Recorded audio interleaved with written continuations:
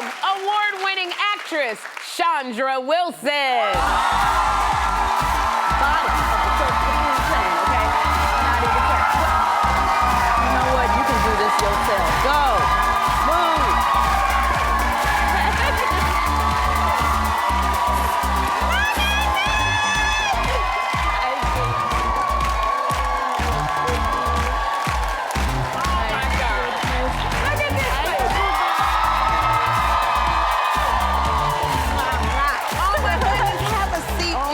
Goodness. Oh my God. How y'all doing? The love we have for you, Oh my Chandra. God. Y'all should be tired. I mean, y'all work hard.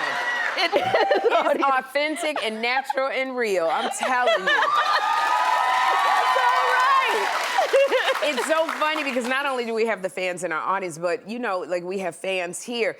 But, you know, they haven't been bothering you on my staff and crew because they're so excited. They walk around like just like that. Just like that. Wearing coats and stuff. I'm like, okay. So I just checked the collars and made sure everybody was all right. You know? Everybody brought in something that they have from Grey's Anatomy. But, you know, I love this. Congratulations, because you're on the longest running medical drama of all time. Like, and you've been there since the beginning. Did you ever feel, did you feel like 20 years have flown by? You know how time is. Sometimes it's fast and then it's as slow as, you know, it can be how you measure it. But like 450 in television terms is huge. It doesn't seem like it because you get ready to celebrate 500 episodes. And so I'm like, okay, so wait a minute. But then when you factor in that it takes 21 years to get there, then you're like, okay, that's a thing. Wait, let me tell y'all a little something about Sherri. When I first came to LA, I don't know if you remember this, the first series that I did, it was called Bob Patterson. I ain't know a doggone thing about LA. I walked into my dressing room and there was a note from Sherri Shepherd. Hadn't met me yet, we didn't know each other. Right. And it was just basically a welcome to Hollywood. Oh, girl. And I was, you got it. Didn't know it, and I always felt like somebody's thinking about me. This woman right here is thinking about me. Well, I've just always been a fan of yours. You were so amazing. She played a secretary like in a wheelchair who was faking it. Yeah. I think you might be able to find old episodes on YouTube. And I've just always been a fan of yours.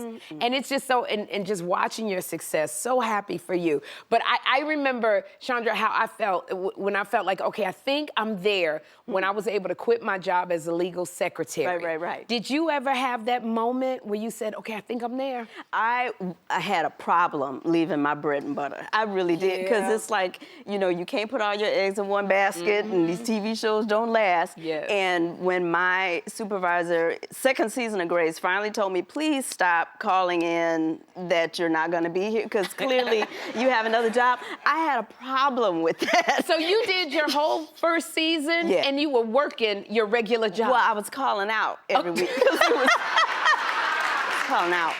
But between seasons, I went back to New York and I picked up shifts because, you know, you don't know about these things. You never know about those things. You know, when working in the business, we never expected to go 20 years. That's like a dream. Oh my gosh. And you know, it's just so many pivotal moments that you had on the show that rang with us. And I remember I was co-hosting on The View when you said the word vajayjay. You said, y'all remember vajayjay? Yeah.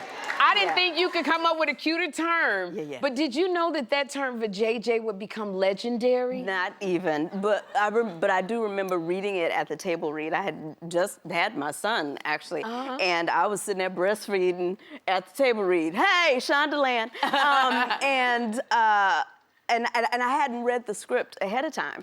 So we got to it, and it came, and let me tell you, that mess was so doggone funny. We had to stop the table read for a minute because that mess was funny. So that we knew, but then factoring in everything that was happening in the moment, you know, once it got shot, the timing of it, where it fit into the episode, and that, you know, it became iconic is amazing. Girl, that was such a yummy word. When we were co-hosting on The View, we talked about you using it, and they said, well, you can only say it so many times. And I was like, It's for JJ. I think we might have said it 6, 7 times. Whoopi saying for JJ with a smile was just everything. It is part of language now. It's a part of language now, girl. And like you say, you were breastfeeding your son. Like your youngest son, Michael, he was born during season 2. Yeah. So now Michael is in college where kids are binging Grey's Anatomy. Yeah. How is Michael handling that? It's interesting because my daughters were old enough that they knew like the New York part of it and you know, being on Broadway and that kind of living. My son has only known this part of, you know, his mom. So it's almost like a discovery in a way of, you talking about her? You know, that's kind of how it is when, you know, classmates and things talk about, you know, watching the show and wanting to see the show. So he has his own curiosity now about it because it's not just mom going to work. It's, wait a minute. And this is what, you know, I have to congratulate you on because you play a female, a black female doctor in Power. It, like, we always talk about representation. So playing a black female doctor on TV with the authority, did you realize the impact that you were making on people? Well, actually, what's so wrong about it is the Miranda Bailey of the first episode is who she became. Like, so I never should have been talking to folks the way I was talking to them. Either one. Shouldn't have been hitting people upside the head. Shouldn't have been, because I was in really no position. Right. But you couldn't have told me that, right? Because Miranda was very ambitious and she knew where she was going. And in real time, the audience have been able to see her make that progression and to reach her goal and to get it and then to go past it. So my hope would be that would be impactful, but the way we know for sure is the amount of young people that come to cast, come to writers, and say, you know, I went to medical school because I watched that show, because I saw this image. That I could do that. I saw it for myself.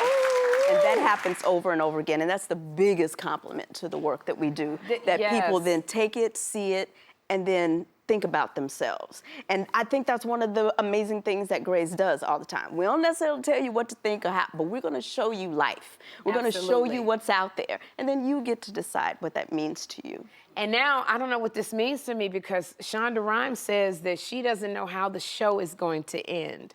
So what would in your mind, how would the show ending be? Oh my God, first of all, I don't have the slightest idea. And second of all, I stay out of the writer's room because that's been working really nice all these years. All right. But third of all, if I had an input on that, I mean, what I see is standing over one of the railings, looking down at the hospital, watching life go on, watching new teams of interns coming in, and that it continues. You know what I mean? Like that's and that's what the thing life that you've created, Dr. Miranda Bailey. Bailey. Girl.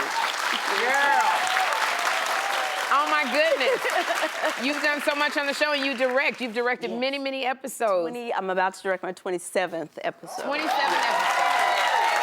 Oh my gosh. Hey family, whether it's Facebook, YouTube, TikTok, Instagram, or wherever you're watching this video, make sure you follow and subscribe.